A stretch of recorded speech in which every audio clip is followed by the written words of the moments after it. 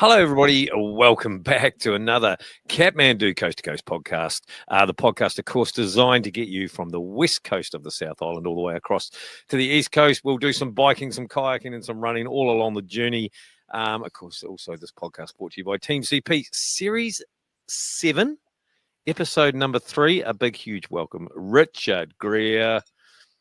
How you going, Angus? Yeah, are you good? It's good to be back. Season 7, episode 3. I had a couple of comments out and about that it's been a while since number 2. So looking forward to this one. We've got some awesome stuff on the show today. Well, that's good. That's good that people are wanting us, Richard. Can we say that? Are they wanting us? Well, maybe a wee bit. It might be Have we left them wanting? It's like it's like that annoying series on Apple TV where you've actually nowadays got to wait each week for another episode, whereas I prefer to Netflix and binge watch something all in one go. I have had actually recently a few people that I've just binge watched all the way back to season 1, which makes me a bit cringy, isn't it? Like in the van back in the old days, doing the audio recording. It's audio only stitched together, in the back of the van. Good grief. How good was that? Back to the good old days. I do get a little bit nervous that people might know too much about us as a result of that, but you've just got to sort of march on forward, don't you, and not look back. Yeah. Can't be too many people that go back that far. Surely to goodness. Surely not. Tell ourselves. But for anybody new, please welcome to the podcast. Welcome. If you're new, we can only assume that you're going to do coast to coast. That's probably what normally brings people here, not for your banter, Richard. So looking for some information on how to get through such a long event, really, an enduring event. Yep, it is an event. I mean, that's the reason why with TeamCPNZ we do work with so many coast to coasters, because you can't just turn up to it. You've got to get your shit sorted. You've got to get organized for it. So it's not like a half marathon that you can kind of blag your way through and it's kind of going to be okay, even though it can get pretty ugly and even in one of those. But this thing, you'll get found out. You just can't do that. So, I mean, and that's part of the satisfaction when you get to the finish line. That's why it means so much, because you've put it out there. You've put your training. You've got your family and life organized. And it's a big achievement to be able to do. I was just actually talking to somebody during the week, and we were talking about this and about how many internationals that we have come over that have done an Ironman somewhere, and they go, "Oh, this will be a piece of cake because I'm an Ironman and I've not taken anything away from the Ironman because God help us, there'd be no way in here I'm ever going to do one of them." But it's just the difference in this event and the seriousness of this event is quite different if you've never experienced anything like it, right? Yeah, it's a technical nature, and I think that's the key thing. It's also different when the run doesn't happen at the end as well, whereas it's just you and the road generally, and can I just keep on going? Whereas this thing, you have to actually have some skills to keep yourself upright and moving forward on the terrain and even on the bike as well. So it is quite different, and even the way that you run and way that you move is quite different as well. So, but that's what makes it special. It's not just about how big your engine is and how fast you can go. It's more the technical nature of it. I did a race the other, what was it, 2 or 3 weeks ago now, and realized that I was pretty rubbish on the uphill, not that flash on the flat, but downhill was pretty much the only thing I was actually any good at. So my original plan of actually taking it easy on the down, so went out the window as the red mist comes down. It's like, I can't let these guys just run away from me. I've got to give it some here.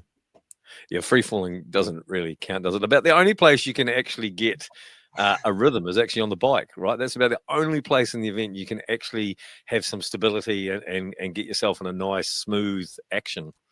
Yeah, I think there's places in every element, like definitely on the bike, but then bunch riding, you've got to be a little bit aware and it's a bit stop-starty. And then on the run, there's definitely places to get a rhythm. Like you want to find your rhythm early on in the run, like along that sort of first piece of trail, but even there's some cow marks and stuff like that, or running out towards the end, there's definitely places along the boardwalk. And then in the boat, yep, you've got some tricky bits to get through, but it is about rhythm and just there's lots of big smooth flat bits, as you'll know. So yeah, I think it's there's rhythm to be had, but you've got to go and find it. Sounds like a bloody song, doesn't it? To be fair, rhythm. Hey, listen. As we know, we are defending teams 2-day 3-person teams champion. I just always like to make sure we never not. We must acknowledge that. Especially in seasons, it's quite important. in season 7, because season 8 we might not be here, and B, we might not be defending champions. So it's all about that for the season. So just trying to put it out there, recorded, noted, so that when Yes. people do go back, they do understand that we. I was going to say have some substance, but maybe that's not the right word either, to be fair. However, how has Richard's training been going? You been doing a bit? I'm starting to do a bit. Is that okay? Good. No, that's good. Yeah. So no, I've took a bit of time. I had a big family trip through September, early October. So that was sort of a real sort of massive one for the family. So I didn't do a huge amount across that time. Definitely got running, but since we've been back, since November's hit, we're like, right, let's get stuck into this now. So yeah, definitely there's some training happening. Prior to that, it was probably more for fun, to be honest. So and also that whole bit of you stand on the scales and you're about 6 kilos above fighting weight, like, oh, okay, right, maybe I need to do something now. So yep, into it. And what about you, Angus? How have you been going? I've seen a bit of Strava across the weekend, and there's hours and hours of riding your bike been happening. So I just want to go back there. You're 6 kilos overweight, but all your ribs are still poking out, unlike some of us others. Hey, look, yes, I've actually had a bit of a job change, and that has allowed, I'm actually based back in Christchurch again. That's allowed a bit more time to actually be able to structure some stuff in and ride a bike. And boy, does that make a difference, right? When you're actually sort of locked down to one area. So anybody who has a pretty fluid moving job that does a lot of travel and things, I can understand that trying to get some quality training in is hard. So anyway, I have picked the bike back up. Your kilo thing is well noted, because by golly, going up hills quite hard at the moment. But on the flat, we're going okay. In fact, so much so have I surprised everybody about actually doing some training. I was at a couple of Saturdays ago. I rolled into my local bike shop. I like to go in there after a bike ride on a Saturday and just stop and say hi. Yeah. And none other than Glen Currie showed up at said bike shop as well, and come to get a derailleur fix that he'd managed to mangle. And he made a comment. He says, Angus, you look like you've been riding your bike, as I was dressed in cycling kit. And I was like, well, actually I have. Don't you know we've got a title to defend this year? And he was flabbergasted, and he says, yes, but Angus, this is early for you to be on a bicycle, though, isn't it? Well, almost as if to say nobody's expecting you to actually do any training, Angus. Your history. Yeah, I mean, for you, like as you mentioned, like your job's changed, and it's about a rhythm and routine, isn't it? Last year we were traveling all over the show, and it was really hard to actually be able to ride your bike in any sort of consistency. So, I mean, hands off to you. You've actually got some consistency going on, and you've got your sort of people you're riding with, and you're into a rhythm. So, and obviously it's fun as well. Yeah, so that's good. Like, there's plenty going on here in Christchurch, obviously. Plenty of places to ride in the weekend, plenty of good bunches.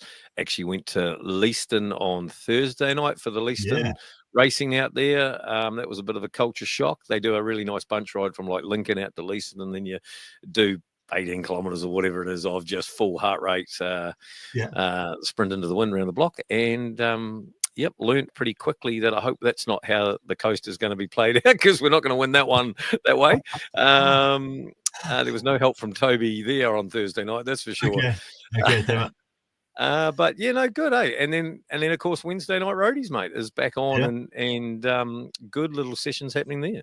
Yeah, it's good fun, eh? Like for those that are local to Christchurch, it's cool to be able to get good numbers along there. So breaking into 4 different groups, and from people that are pretty handy through to complete beginners. I'm just getting on my bike. So it's been really cool. We've had like 4 weeks now, so starting to get into the rhythm of that, and both for a workout and then also a bit of learning going on as well, which is super good. And great to hear some of them. They're asking, are we doing more? Is Sunday roadies happening again? And so lots of people out there really keen that are exactly that, found that, actually, if I can learn to ride in a bunch, this is going to be really beneficial for me. So it's great to have those people on board, and great to see them making big steps as we teach them a few skills and tricks and things while they're in a bunch, and how to get the best out of it. Exactly. Let's just jump into what this podcast is actually about today. We've sort of taken a bit of a detour to get to this, but we're going to have a chat shortly to Motus lead physiotherapist Brett Warman about what you do if you actually get injured. It's a subject none of us want to talk about, but he's got some really good stuff around what are the timeframes and what's the process that we should be doing. Again, that whole thing about making it to the start line in one piece. So we're going to talk to Brett. We're going to talk a little bit more in detail about your favorite subject, Angus, which is riding bikes, bit of bunch riding, getting on your bike, key training sessions, etc. And then we're going to wrap up the podcast with an update from race director Glen Currie about the course, what you should be focusing on at this stage in your training, and also whether brother Braden Currie will be on the start line after recently stepping back from his Ironman racing as well. I managed to slip that one into the conversation too. So we've got a good podcast ahead of us. Great. Oh, that's good. So shall we flip into Brett and hear what's happening there in that spectrum? Yep, let's rip into it. Here with Brett Warman, Motus Physio. He is a senior physio at Motus Physio, who are a partner of the Coast to Coast. Brett, how are you getting on today? Oh, I'm very well, thank you. Thanks for having me. Yeah, it's good to have you on again. We had you on last season as well. We were talking about prevention of injuries last season. This time around, we're going to talk about, okay, we've got injured. How do we manage that? And I think that's one of the hardest things as any athlete going through that whole, oh my gosh, I've just injured myself, what do I do next situation. But before we get too far on that, you are not only a physio, you've also understand what the Coast to Coast is about, and you've also competed in the event. I hear a rumor that you've done the 3-person team, the 2-person team. I'm not sure whether you're running out of friends or what your story is, but you're down to solo. It's just you this time around. You're turning up for the individual. Yes, it is. Yeah, no, I kind of went, well, hang on, I've done all the other options. I've just tried as an individual. So yeah, I've always been the kayaker and bike. So the run's the bit that's gonna get me. So that's the focus at this point is bringing the running up to a standard. Any good physio talks about load management and not going over too big too soon. Are you kind of keeping yourself in one piece? I have been actually, yeah. I'm going to touch some wood there because I'm not the youngest guy anymore, but so far so good. I just did the half at Mission Mount Somers and the body has recovered well and we're pushing on. So I'm on target at this point. Nice. So as I mentioned when I introduced you, like it's about injuries and how do we actually cope with injuries. Maybe if you're listening to this, you don't want to hear about it because you just put your head in the sand. But if to be prepared, we want to think about how do we actually manage this. So talk us through that. How do we, I guess, manage an injury? All right. I think the first part there is try not to get injured, but then the flip side of that is, as any athlete will know, injury is just part of what we do. You know, if you're exercising a lot, you're going to get injured at times. It's part of life, but you can try to reduce your risk around that. So, there's a few things I always look at. Number one is what's your injury history? Like, what are the bits you've hurt before, or what are the bits that you keep hurting? And put some focus in around those, work on them. Like, if I'm looking at myself, I've got a couple of hamstring tendons that don't like me and a calf that keeps blowing. So that's the stuff I know I need to focus on. Next part of that is look at your training history. Like, as I said, running's not my forte, or hasn't been my forte. I've focused more on the kayak and the bike. So with running, plenty of loads through the body. So it is taking your time building up, using a plan, not trying to chuck yourself in there. And then the other piece, if you really want to get into a little bit of what we call it athlete profiling, but understanding your body, understanding what your weaknesses are, what are the bits you can work on. So if you're putting those things into practice, you're reducing your risk of injury. Doesn't mean you won't get injured. Okay. That does make a big difference, doesn't it? I guess because there's two types of injuries. There's injuries that I've just built up too fast and it can't cope with that, or I've rolled my ankle all of a sudden on a goat pass run. Yeah, absolutely. And look, that's what, lots of people will walk into my office and go, what did I do wrong? And sometimes I'm like, well, actually, you did nothing wrong. You can watch the Olympics and the 100 meter, the guys in the 100 meter final pull a hammy. Yeah. And I'm like, do you think they were undertrained? Probably not. So, there is this profile of, sometimes, particularly, you roll your ankle, or you fall off your bike because a car sideswipes you or cuts you. You have to accept some of those things that might happen. Again, there's things you can do to try to minimize that, but they will happen. And then it's about, okay, I have got injured. What do I do now? Because, certainly walking through that, there can be a bit of catastrophizing sometimes, right? Do I need to pull out? Should I be contacting Coast to Coast now and pulling out and signing up? That's actually a good question. Like, as we record this, we're about 3 months out. I mean, it's very individual depending on the injury and things like that. My way to look at that is obviously you want to probably delay the decision for as long as you possibly can, and then learn as much as you can to coming to see someone like yourself to understand what's actually happening, and then you get a better idea of whether it's actually a thing. Should I be thinking about pulling out, or should I just kind of hang in there for a little bit longer? And I think that's the bit, like, early, get information early is probably the thing. So, get into your local physio, come and, find someone and just, I go get a diagnosis, find out what's wrong with you. Because as you said, there's some things that, particularly a lot of those overload type injuries, we can probably manage you through them. All right. And even some of those bigger ones, you've rolled your ankle, you say, oh my God, that's, it's horrendous. But there's a rolled ankle and there's a rolled ankle, There's Geordie Barrett, I'm coming home from the tour, that's not great. And there's the person who 2 weeks later is back playing and running. So get information early, get in, get assessed, get a diagnosis. Make sure when you do get in, you let the physio or whoever you're talking to know what you're doing. They should ask.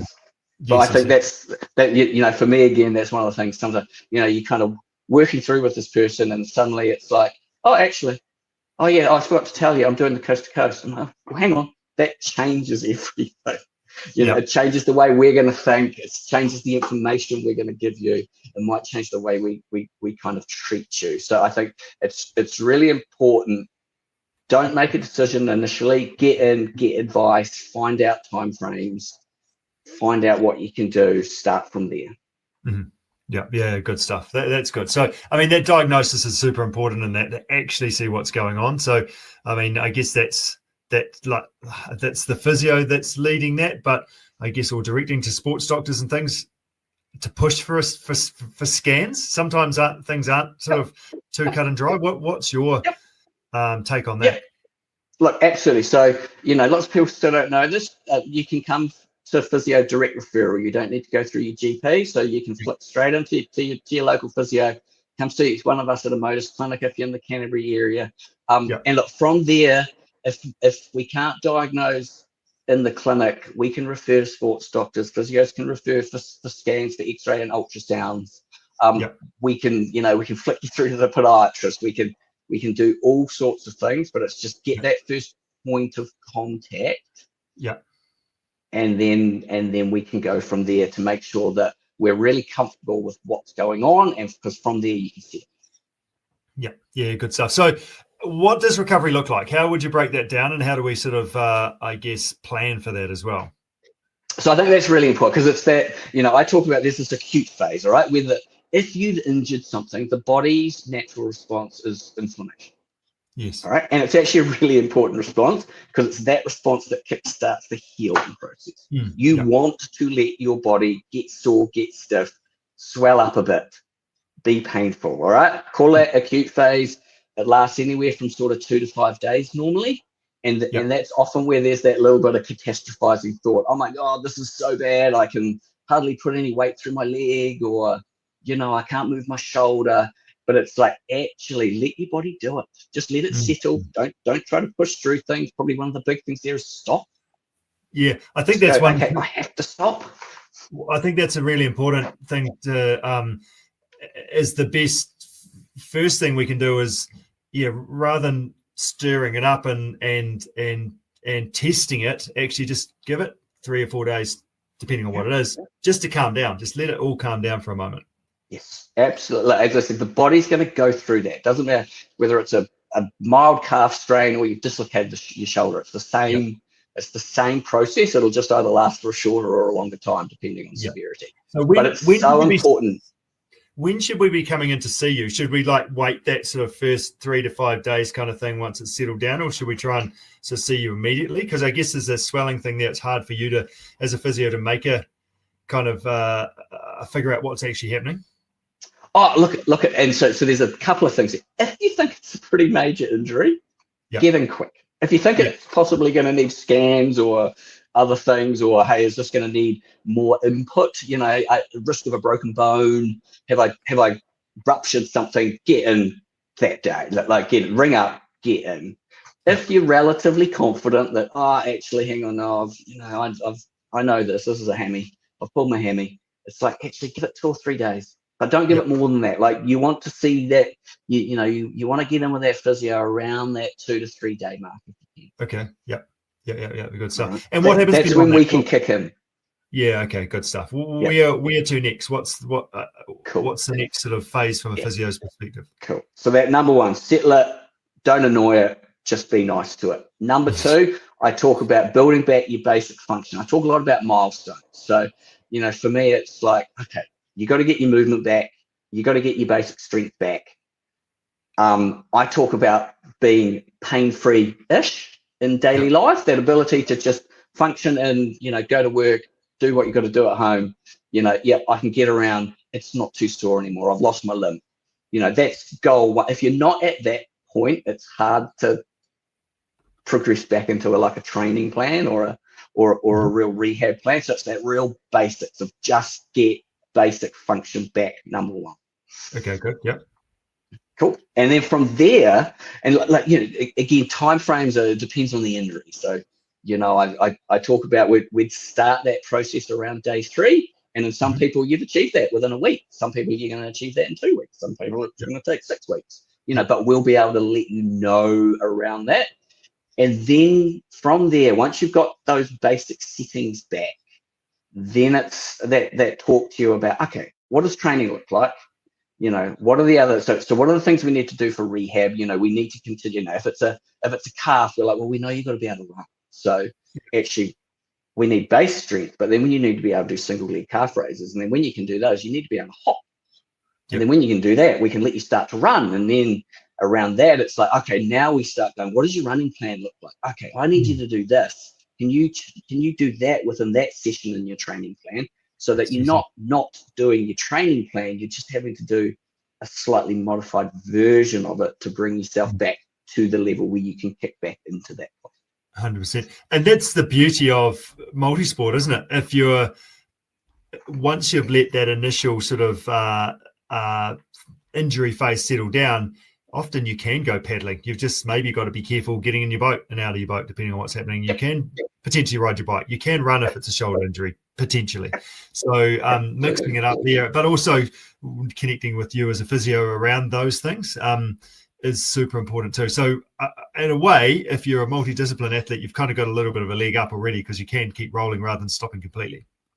Oh, 100%. And that's where, very quickly that, some people you can be, you can still be letting your ankle settle down, and you can potentially be in your boat, depending on, if you're confident in there and you can get yourself in. And those are the things. It's not about not training, because, particularly now, it's 3 months out. It's not about, if we make you take 4 weeks out and you do nothing for 4 weeks, that's not going to help you come race day. So it is very much about talking with your physio. If you've got a coach or a training plan, what are the bits you can still work in? And as you said, can you jump on a bike? Can you get in your kayak? What are the things you can be doing?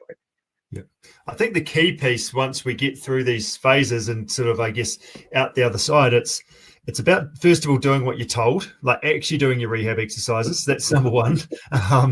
And you know more about that than anybody. But then the other bit is just not going too big too soon, isn't it? Because we think coast to coast is soon. I see everybody else getting across Goat Pass. What about the Waimaka? I haven't paddled that. Oh my gosh, I'm stressed out about this. And it's just a matter of giving yourself the opportunity to actually complete the coast to coast. And also, what are my goals as well? That's part of that decision too. So, so that's the communication with your physio to make sure that you are ready for that. Because for my mind, the the mountain run, for example, is going to chew you up and spit you out if you're not right. And the mountain run will find that dodgy ankle again, or that dicky shoulder.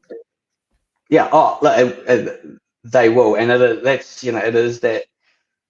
It's important. You don't want to boom and bust, because boom and bust is actually your overload injuries. So, you're rehabbing from a sprained ankle and you go too hard and boom, next thing you've got a grumpy Achilles or a dodgy tendon in your knee. So it is around, and that's why I think it's really important to get that advice early, because you can try to continue to maintain a load. There's heaps out there, if anyone's looking online, acute versus chronic load, and I know lots of your Garmin apps and stuff track it for you now, as well. But it's a thing. It is a thing. We know as soon as you have those peaks, you put yourself at risk of other injury. And I guess that's when we talk about re-injury. So when you're recovering from an injury, when we look at re-injury, we're not just looking at the bit you're injured.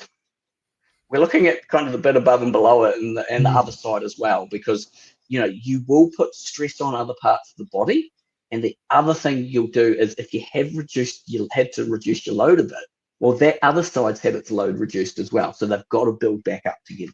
So it's really important that if you are given exercises, actually do them on both sides. Yes. Things like that. It's those little bits that will just help you get back to where you need to be. Good stuff. That's really good advice. Any final kind of comments to share around getting through those injuries?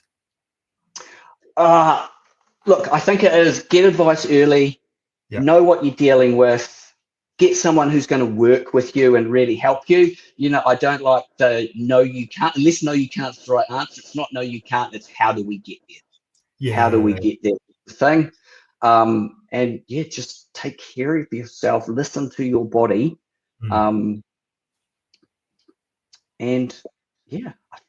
you'll get to race day. There's one last thing. I do talk a little bit about no pain, no gain. And I think in the multi-sport world, it's understanding good pain and bad pain, because anyone who's tried to run through Go Past is pain.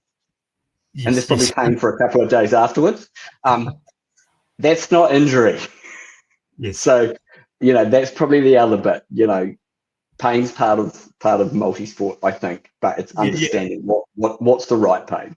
Yeah, that's the pain where you're challenging your body, then your body has to bounce back from that to be fitter and stronger than what you were before pain, isn't it?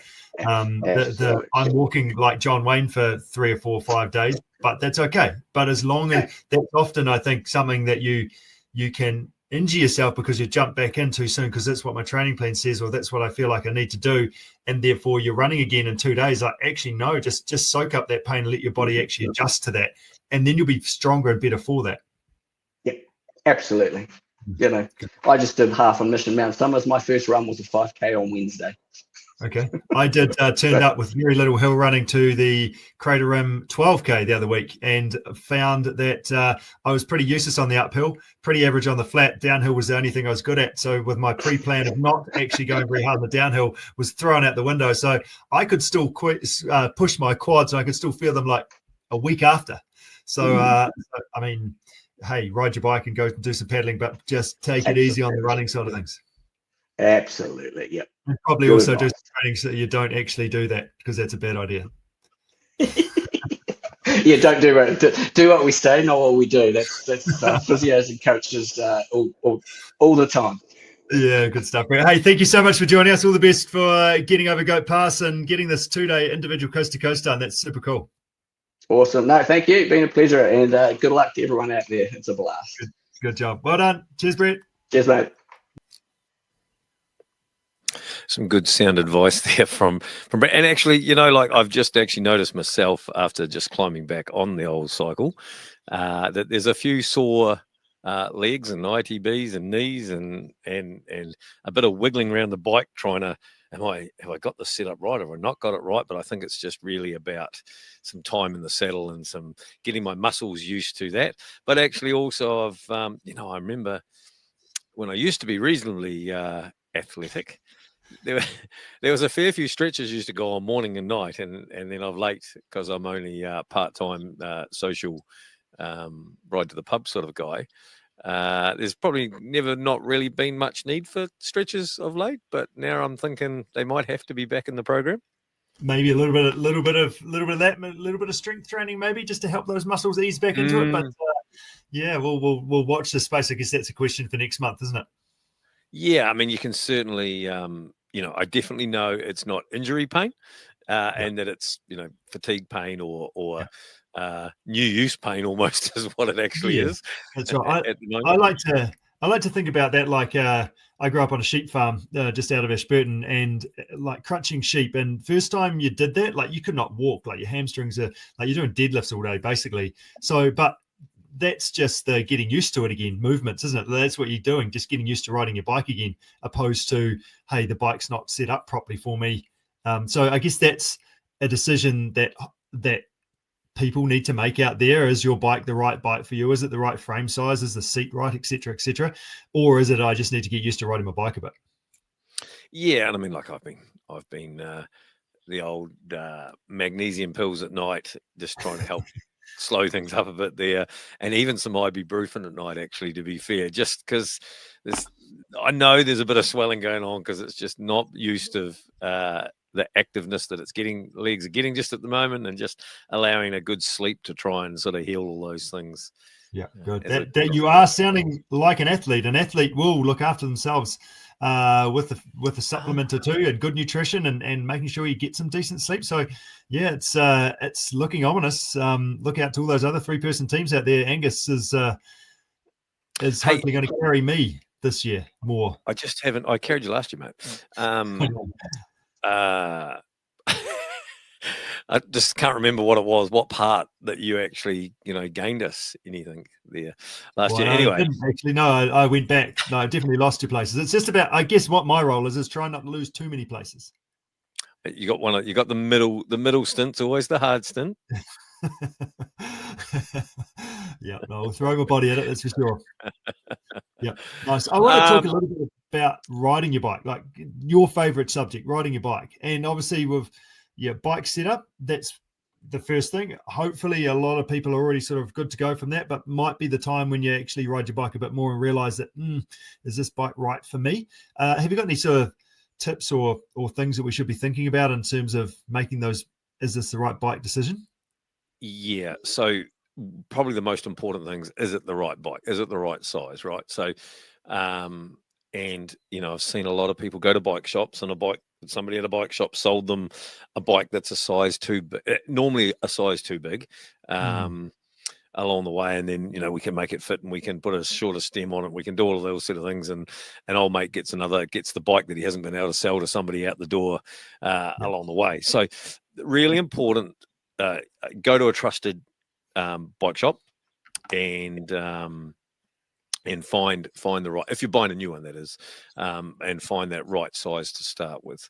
I think it's also on that, it's about doing your own research a little bit as well, isn't it? Like, it's always good to go to 3 different bike shops, because by the time you get to the 3rd one, you'll be a bit of an expert. And some Googling around, like size guides and things like that, are also really good to kind of check in on as well. Yeah, interesting. Watched quite a lot of. There's a guy in England, Bike Fit James, does a lot of YouTube things. He's a bike fit specialist, got all the fancy jigs and things. He's like sort of the guru on shoes and cleats and the whole 9 yards. So it's actually worth watching some of those videos. He did did a video looking at all the websites for all the different bikes and what sizes they are, and some real varying results, because he was basing that off what he knows his should be based off all of his actual measurements and jigs and bits and pieces. So he knows very well what he should be, and how some of those websites can be a bit misleading as to what size you should be getting there. So definitely do your research. But once you've got a bike, getting the bikes is job one. And if you've got a bike already and you've had it for a long time, the next most important thing is getting that fitment right. And I can't recommend going to a bike fitter enough. They may only change your seat height by a couple of mil. They might move a cleat forward or back 2 mil or something like that, or a handlebar reach or something. But 100% worth it to, 1, make sure you don't do an injury. 2, to make sure you're getting the best power output, because sitting in the wrong place is not going to allow you to get the right power output. And also, seat to bottom bracket distance and things, so that your leg's actually doing the right motion at the same time. So that's really important. And I can't, you can't help yourself, but on a Wednesday night bunch or whatever it might be, you tend to be behind somebody and you watch their bum wobble on the seat. It should be fixed solid. The upper body, from sort of your bum right through your upper body, should just be solid. It shouldn't move or rock or do anything. The leg should just be going up and down. So a lot of that can be from the seat too low or the seat too high or whatever it is. And sometimes you'll see people with a pointy down foot, and you'll know, well, the seat's too high because they've got their foot pointed down and they're trying to reach the bottom. Right. I used to think back in the old days that actually I know a fair bit about the human body and bikes and things. I can play with this myself and tweak this, but I mean, until you go to a good bike fitter, you realize it's just that last little bit, the videoing, it's not just a computer program, it's how your body relates to the bike as well, isn't it? Are you tight on your hammies? What's your back like? All that sort of stuff. It's not just you type your measurements in and this is what your seat height should be. It's actually what you look like and how you move as well. So that don't just sort of type it in and figure it out. Actually go to someone and get a second opinion of it that knows what they're doing. And the saddle's really important, and everybody's sit bones are differently. So you might be a little skinny mini and think you need the skinniest seat you could get, but actually the way you're formed, your sit bones might be out of it. So you actually need a wider seat to actually get your sit bones actually on the seat properly. And then again, depending on what you're trying to achieve, how aggressive you want to be, there'll be changes in seat pitch and handlebar heights and things like that. There's no point having a bike set up for a sort of a 10-hour endurance ride, cruisy type thing, if you're then going to try and lean over the front of it to get aero. There's some that won't help the rest of the body do what it needs to do. So that's got to be on your list, but you need to do that as soon as you can. You need to get that booked in and go and do that, because when they do make a change, there is quite a time, if you've been riding your bike as it is for a length of time and all your muscles are used to where they are, when they make a change, you'll notice it straight away. It'll feel weird. You'll go, this isn't right. But all that is just retuning yourself. You just need to ride to get all that back in. So that needs to happen sooner rather than later. And I think the key thing there is your bike. There's no way that your bike should feel uncomfortable. Your seat. There's so many different seats out there that you should no way you should be uncomfortable on your seat and your handlebars, all that sort of stuff. You need to be comfortable so you can put the effort into actually riding your bike rather than wiggling around your bum around or having to sort of figure out different bike shorts and all that sort of stuff. Actually just get that stuff sorted, and then you'll be able to. And the same thing with kayak setup as well. Actually spend some time getting that set up right so your legs don't fall to sleep in the boat, etc. So then you can actually put the effort into steering the thing and keeping it upright and putting the energy into going forward. Yeah, and I could talk about the hip rock and things going on. When we talk about riding in a bunch, we want to be riding smooth and not sort of have the bike moving all over the place, right? So if you've got a rock on, you tend to be sort of moving on the bike on the road a little bit there. So to be able to lock those hips and that upper body and into a nice solid, and use that core to hold you in a good place, that allows you to ride smooth, and you can ride circles instead of squares. Exactly. As in your pedal stroke rather than actually where your bike's going. But that's a beautiful throw to my 5 S's of riding in a bunch, actually. And the first S is smooth. Being smooth in a bunch is super important. So those around you can trust your movements. And then as a result of that, if people can trust you, they can get closer to your wheel. You can feel the draft more. You can rotate around, and you can just work together more effectively, opposed to that person that's all over the place.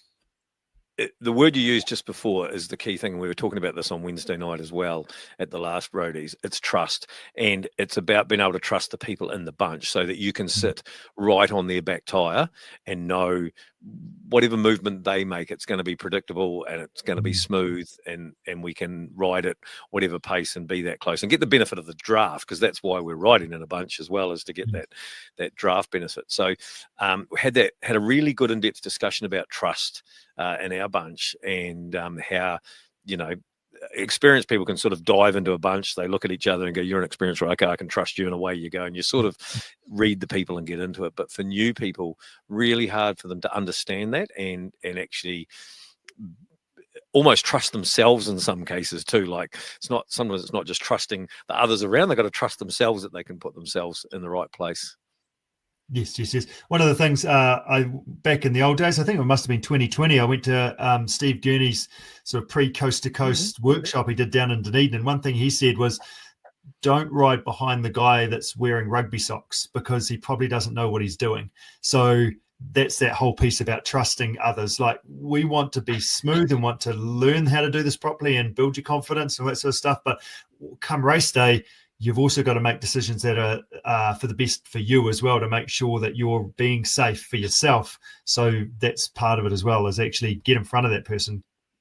Now, you need to be careful. You need to be careful with that comment, because today on the bunch ride, there was an older gentleman riding our bunch ride wearing a pair of Norsewear bloody woolen socks on an old rim brake thing, you know, and older fella. And by crikey, that guy knows how to ride a bike. He's been riding a bike for a long, long time. And if you're not careful, he's going to put you to the sword. So don't totally judge the sock.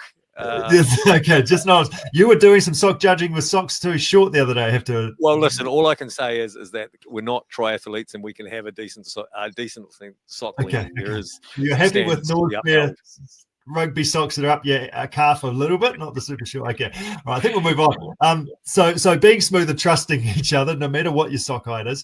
And then I think the other thing we want to think about. So there's 5 S's here. So the first 2 are about how you ride. The second 2 are about how you ride with others. So the first 2 that you can practice by yourself, if you don't have a bunch that you can ride with on a regular basis, is riding straight and your speed. So riding straight, can you hold your line? So you don't want people wiggling and going all over the place. So that's one key bit. And the speed, can you control your speed and get into a good rhythm, so then people around you can trust that you're going to do that. And the other part of that, when you're riding in a bunch, when you're going forward to the front of the bunch, you're going a little bit faster, you're pulling the other riders through, creating that momentum, and rather than dashing to the front and leaving everybody else behind. I mean, we all do that when we're first beginning, but just actually getting to know that you're helping each other out and riding together, managing your speed. So that straight and speed is really important for your own riding and your own skills. Do you have any other comments on that, Angus? Yeah, so speed's an interesting thing. And again, this was another topic of Wednesday night's chat in the bunch at Roadie. So I just can't stress people enough to get out and experience some of this if you don't bunch ride. And speed was one of them, and it was more about leg speed. It was the speed we were traveling and the leg speed that was going on, and a couple of our riders were struggling. They were keeping up, but potentially struggling a little bit. But all it was is actually their legs weren't used to such a high cadence. Now, what we find is that if you ride on your own a lot, or you're new, you tend to ride a reasonably low cadence. So maybe like a 70 to 80 cadence RPM, just because you're on your own and you're just in the thing. Now, when you get in a bunch and then all of a sudden you pick up another 5-10K an hour, all of a sudden you're riding 90 to 100 cadence sitting in the bunch. And, you know, you're traveling faster. So reactions and things are happening a bit different. So that's why it's important to get out and practice that. But yeah, just trying to drive some of that leg speed and get the body used to actually doing those things. Mm-hmm. I think the other key part of that, especially with beginners, is change your gears lots. Like, you should be changing gears all the time just to optimize your cadence, rather than sort of getting bogged down in a gear, or your cadence getting too high and then you're bouncing around on your bike a bit. So that's one thing that you can practice on your own. And a cadence sensor is a really good way just to check in to see how you're going with that, so you're not getting bogged down or carried away. The other two is just to touch on that really quickly, is about having the right cadence in the bunch allows you to react. Now, you don't want to be in a really big gear and sort of just chonking along in the draft there, because if something happens in the front and you need to react, you can't push it quick enough to get it to move. Vice versa, if you're in too high a gear and you're already spinning, same thing. You're going to end up with something happening in the bunch, and you're going to go and try and react, but you're not going to be able to do it, and you may end up in a crash or something. So there's an important piece about getting the right cadence sitting in the bunch there too. Yeah. No, that's very good. And the other two, so we've got smooth, straight, and speed. The last two S's are scanning. So how do you ride with others? So scanning is super important. You want to be looking up the road so you know what's coming up, so you can predict the movements of others. So you're looking at the front wheel of the person in front of you, but you also got to look through the rider up the road to see what's going on as well. So you could be looking out for potholes, bends in the road, gravel that's happening, parked cars, or just what riders further up the bunch are doing. Are they taking a drink? Are they sort of attacking, going faster, going slower, etc.? So you're always looking up and always aware of others. And then the final S is signaling. So if you know what's going on, then you're using your hand signals to point out potholes, parked vehicles, etc. But also, I don't really like hand signals are great, but number one, keep yourself safe. So it could be just verbalize things, actually yell out the fact that we're going left or right or stopping, etc., just to make sure that everybody else knows. It's like a caterpillar, the eyes at the front. That message needs to be sent all the way back by passing that signal on. Yeah, so signaling can be by hand movement, hand gesture, or by vocally just signaling that something's happening. So I guess communication comes in through there as well. The scanning thing, really, like I totally agree with the scanning thing. You need to know what's going on around you, and I'm not saying that every person in the bunch at Coast to Coast is going to be looking for the break or looking to make an attack or do anything like that, but to have some awareness of your surroundings. Now, what I know about that is that comes with experience, being able to do that. So every time we had this podcast for the last wee while, we've banged on about getting out there, doing some bunch riding and getting some experience. This comes straight back to that again. We notice newbies in our bunches that all they are is actually focused on the wheel in front or the bike that they're doing and actually have no peripheral going on. That comes with experience. Trust again, like we talked about a couple of minutes ago. Yeah, absolutely. And drafting behind one another is like just one person's like 20% more efficient than others, but then it gets even more and more efficient in a big group, which is why riders can ride the Tour de France sitting at the back, cruising along, not really doing a huge amount in a big peloton. And they do get some big pelotons, big groups in the Coast to Coast. So, and it's super fun. So get out there and have a play with it. But make sure you look after yourself, practice, look after others, and you can be smooth in the bunch and make the most of it.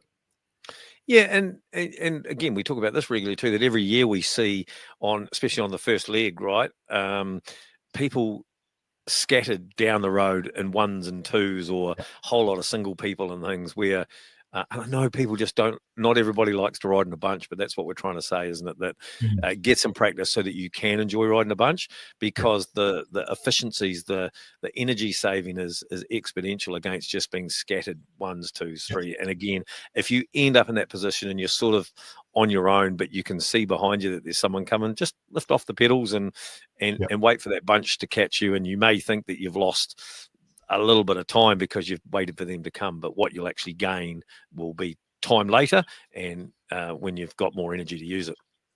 And I think the other piece with that is that hopefully you can get out there and do some riding with others, be a leader, help others, support them as well. So if you do sort of sit up and wait for the person coming, but like use them to help you, because you're obviously around about the same sort of ability level. So yeah, that will help everybody else out and do it in a positive way, and everyone will have heaps of fun. Yeah. So just on bikes and things, I suppose. Well, as we know, we'll get a bike service before you go. Get the thing checked out. Make sure everything's good. Not everybody's budget's the same. I'm a huge believer in new tyres, new tubes for a race like that. You've spent a lot of money getting there. You've spent, a lot of time training, and there's nothing worse than fixing a puncture. I hate fixing punches. So I'm always a huge believer in, new tyres and new tubes that are going to sort of give you the best chance to not get a puncture. But again, get the chain checked, make sure that's okay. Know how to change a puncture, because that's really important. Know how to fix your chain just in case you put too many watts through it and happen to ping it. All of those things. Just get yourself sort of race ready, really. Yeah, 100%. Yep, great advice. That's awesome. Should we have bring on Glen, our final guest for the show, and have a chat about where he's at and how the race is shaping up? I'm keen to hear the answer to the Braden question. Yeah, let's get into it. Glen Currie, race director. We are leading up into the 2026 event. How are you getting on? What's been happening in your world recently? Yeah, good, Richard. Yeah, no, I'd like to say that's been really exciting, and I'm out on course putting markers out, and it's all good fun. But the reality is, it's for us, it's contracts and paperwork at this time of year. So, yeah, sort of in the business end of making sure the event's all sort of lined up pre-Christmas, ready to go February. But yeah, getting excited again. It's come around, and summer's here, and yeah, looking forward to it.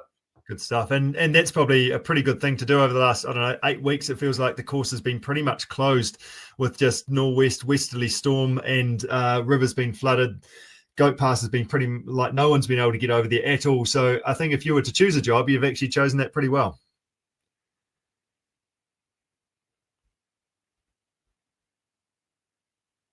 Yeah, it's probably good timing. Yeah, and we often both of us live in Canterbury, so we often, we probably look at the weather in Canterbury and things everyone who's entered coast is probably in the same boat, but obviously they're not. But if you are in Canterbury, we've had a fairly tumultuous spring, classic Canterbury spring with gale force nor'wests one day and then snow on the ground to sea level the next day. So not too conducive to training for coast to coast, but it's pretty standard really, and it feels like the weather's settling a little bit at the moment. Yeah, nice. So what should, I guess, athletes be thinking about at the moment at this time of year, where, as we record this, we're in November? What should people be thinking about from your perspective? Yeah, well, obviously in the Southern Hemisphere, we've survived winter now, so it's now training kicks in now. You've sort of been managing your training through winter, and now it's like, right, let's actually get fit for this thing. The Kathmandu Coast to Coast is a hard race. Like, it is hard, like there's a lot of events out there but from the course actually hasn't changed. This is a hard race. So if you're doing it individual, you should be getting your head around that. So you do need to train and prepare appropriately. It's no easy feat. So yeah, now's the time to switch on to that. We're about to release handbooks. So this year's handbooks, but the old ones are there. There's not huge changes. So you can get on there. I always think it's a great idea to get your gear organised now. Like, don't wait till February, the 2 weeks before the event. Get it done, organised now, and get it so you're training with it. So it's in your kayak, it's in your backpack, and it's all just sitting ready to go. I mean, you can have it made up and you just grab and go. So get it sorted. It's in the handbooks, and then you can train with it and actually get the most out of it, I suppose. So sort your gear and starting to just really settle into that training and probably a bit of specificity of training, I suppose, and like thinking about getting those rock running skills. And if you've got your kayaking up to speed, it's now time to sort of work on those, make sure those grade 2 skills are refined and utilize the warmer weather.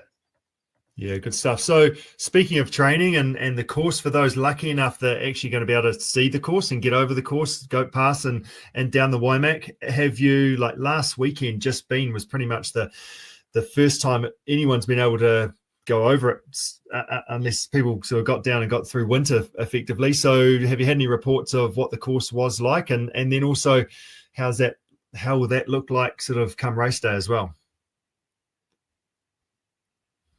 Yeah, so I think in Canterbury they're talking a 1 in 10 year flood on the Waimakariri and the Rakaia River here. So huge volumes of water going down there, and that water all starts, right up in the Minga Valley, which is kind of cool. Like it's pretty much your going source to see there when you come over that Goats Pass. So that's where it starts, that volume of water. So in terms of Goat Pass, like the river's often quite high with snow melt and stuff at this time of year. So everyone's really enthusiastic to get on the course, but it's often in 4 weeks' time where things settle down a bit and that snow melt reduces and the course is a little bit more forgiving.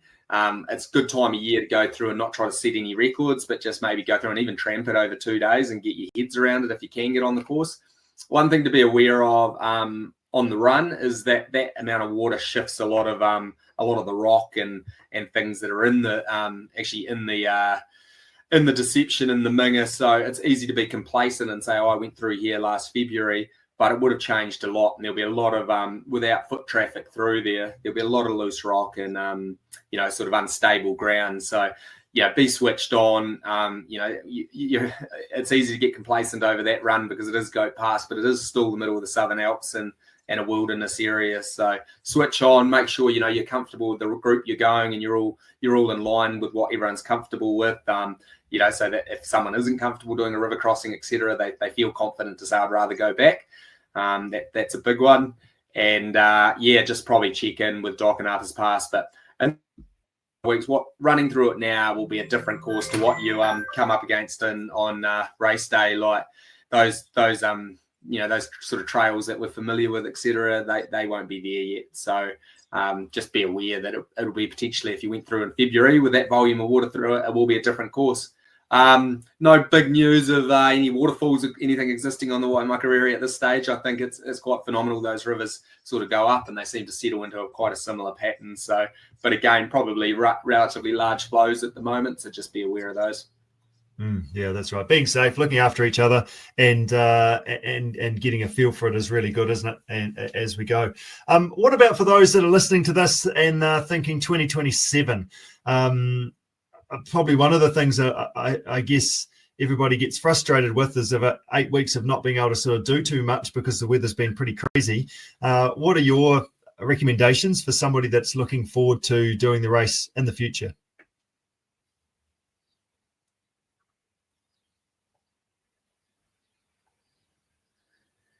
Yeah.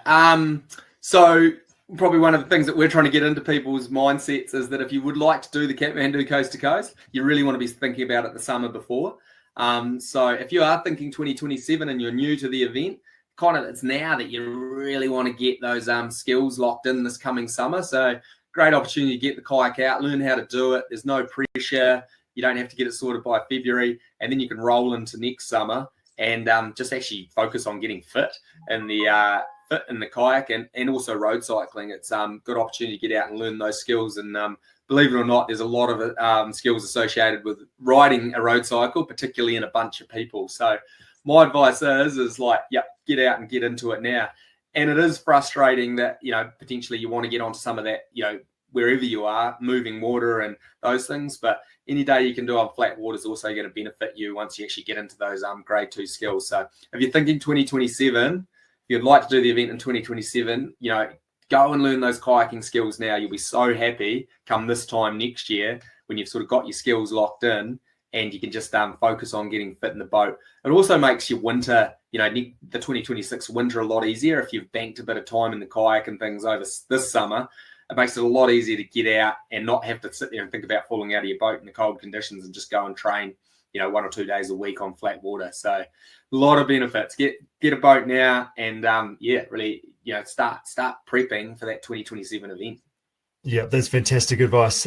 You've also got a very handy brother, Braden Currie, that has done very well at the race before. Just heard that he's retired from Ironman racing, but it wasn't retired from racing as such. I think he also mentioned about maybe doing some more adventure racing in his sort of when he was hanging up his Ironman shoes. So is he going to be on the start line come 2026? Yeah, I think, there's a lot of really great athletes that do coast to coast, and obviously Braden's one of them.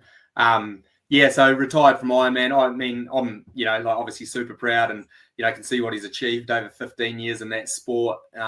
He sort of did, Kathmandu coast to coast is, there's some amazing athletes, but the depth probably isn't quite the same as an Ironman, which is, you can do it anywhere in the world. So there's huge depth. And he sort of conquered coast and said, well, what's probably the hardest endurance event to be competitive at in multisport? And it was Ironman. So he said, I'm going to have a crack at it. And, a third in the world champs over that career and numerous titles, from events like Cairns, etc. And Taupo, it's like, as a brother, it's pretty cool. And he obviously saw, at 40 years old, he had to make a decision in his career, and he's looking forward to some more adventure in his life. In terms of coast to coast this year, I don't think I've got to twist his arm. I've definitely been on the phone and giving him some grief already, but I think he's really excited just about having a summer of adventures. And it's often we look from the outside of what life is like for those elite athletes, but there's a lot of sacrifices you make, and probably for a summer he's like, sweet, I don't have to make all those sacrifices. I'm going to go do the fun things that I want to do, and family time, etc. So I don't think we'll get him on the start line, and that's probably a sign of how much he respects the race too. Like, he knows that if he wants to turn up with the caliber of athlete there, he actually has to train specifically for the event. He couldn't just roll in and win it.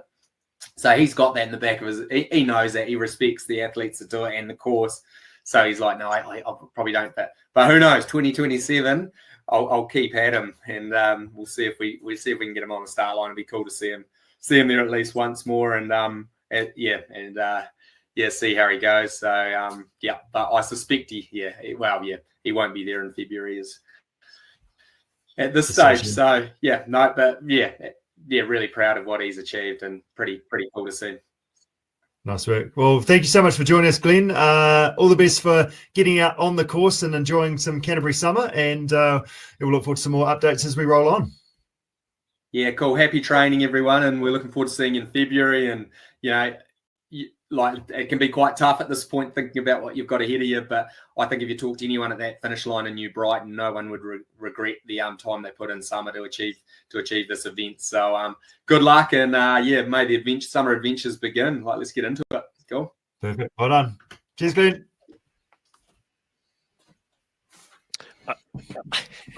Thought he was dancing around the question there for a minute with you there, Rich, but maybe he's been putting his own pressure on. I can totally understand, though, that maybe having a summer off, the excitement over having a summer off must be to those top athletes, right? Just to cruise for a bit, just to not have the next thing in your mind. And a lot of people that have done a number of races over multiple years, you're like, it's just good not to have the next thing to have to do straight away. So it must be that and some for someone like himself that has been doing it since his 20s. I can't believe he's 40 when Glenn said that. It's like, is he 40? It never feels like he's kind of that old. But it's he's done very well and been racing and pushing the boundaries for a long time now. Do you know who else, speaking of him being 40, do you know who else shares a birthday with that said athlete? Would it be said cyclist in my three-person coast-to-coast team? How about that? Look at that. Braden and I have well, he shared my birthday, really, to be fair, for the last 40 years. Like quite a long time first, was it? Yeah. Not too long. Not as long as you. Let's put it that way. It would take someone else down with you. That's rough. No, good stuff. Hey, what's your highlight from the podcast tonight? Mate, it's been such a great podcast, isn't it? I mean, one, let's not forget about how important the body is and getting the body right and looking after the body and figuring out what you may or may not need to do to keep that in tune and all the things you can. I think that's health and the body is always the most important thing, right? Yep, absolutely. We can get another bike and we can get another kayak and we can do all of those things, but it's hard to get another limb. Yeah, that's right. And I think, like you talked about your training, like being able to be a bit more consistent recently. I mean, that's the key thing. That's what I'm trying to do at the moment. For me, is just trying to be a bit more consistent, get some more regularity with that training, and obviously the listening to your body that might go around that as well. So, so that's good to hear and good to see happening out there as well. Yeah, and consistency, as we know, is bloody hard, and the real world that we all live in of having to go to work and all of those sort of things. So quality, I suppose, is the next thing, isn't it? Is that you are going to do something. Make sure that you're getting something quality out of whatever it is that you're going to do. Yep, and being specific with it as well. Like some great photos I've seen across the weekend of people getting across the course. Absolutely stunning. Still a little bit of snow up on the top of the mountains at Goat Pass, so that's pretty awesome. And getting down the river after the big flood that went through. So yeah, super cool that people are out there just enjoying their time, developing their skills. Hey, couple of wee things real quickly before we go. One, shameless plug.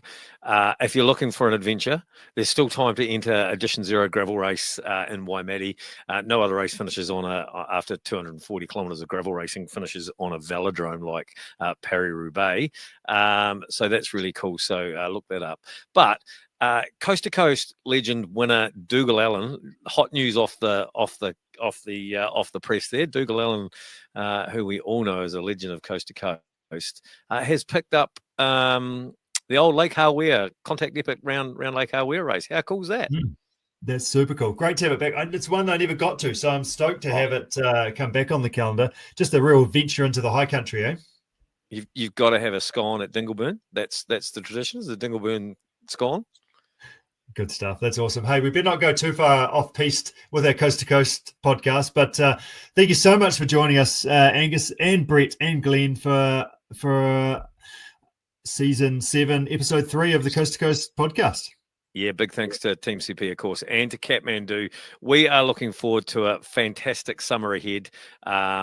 We'll obviously be back with more updates in the coming months. But in the meantime, look up Team CP if you want to get involved with any of the training, any of the bunch riding that's going on or anything else.